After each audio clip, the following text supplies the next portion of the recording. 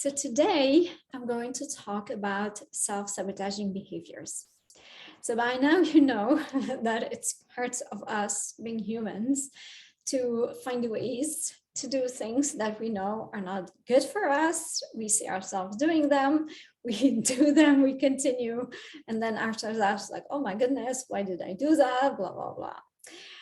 The aim of this video is not to do more self-blaming and beat yourself up. There's enough of that going on, but more to give you a couple of cues or hints or clues around these self-sabotaging behaviors. There are several ways you can self-sabotage, but today I'm going to limit to the main three that we all do. The first one is procrastination. You all of us know very well what it is. Tomorrow, I'll do it tomorrow. The second one is my favorite one.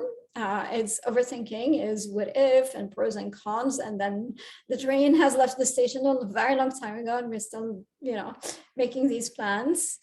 And the third one is also something we're all very familiar with, and it's perfectionism.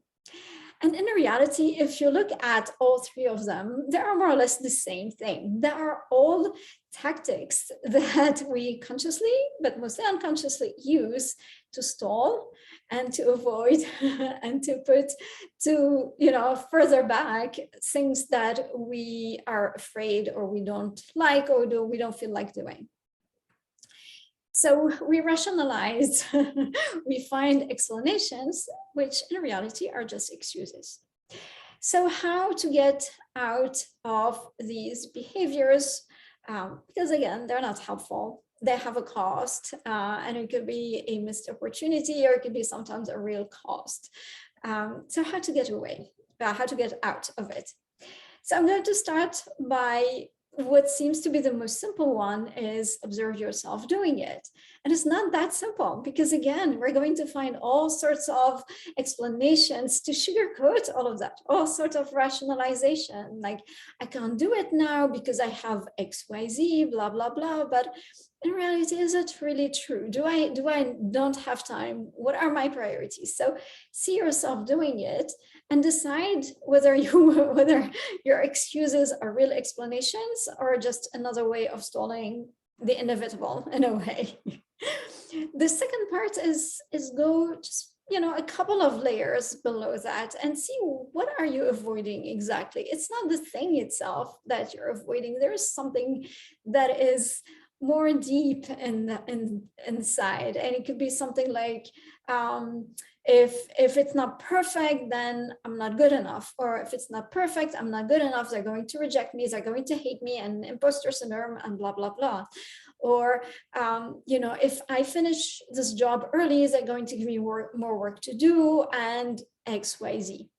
So go back again to this fear and see what you can maybe find ways to assuage it, to maybe simplify as well your way of thinking around these behaviors or the consequences of these behaviors. And the last thing that I would tell you to do is go inside of yourself, do a bit of introspection, and in the sense, not only why am I doing this, but sometimes there might be something that is still lingering in your subconscious, as in, did I do my best? Is there really still something else that I need to do? And sometimes it could be just that. It could be a message that it's not sitting well. There are still a couple of things that need tweaking, or it's a matter of professional and personal integrity. I need to be more prepared, or whatever it is. So go into that place and decide from that place whether there is something legit in you not being able to do it, or it's just an excuse, and then understand how you can get more comfortable around letting go of this presentation that might not be 110% perfect, but is good enough because what matters at that point is the message you want to convey, for example, or maybe letting that old project go because there is something maybe a bit more scary, but could be really good for your professional advancement, and it scares you and it's normal, but you're going to do it. So I'm curious, what are your ways of self-sabotaging, and how do you get out of it. So please comment below and let me know.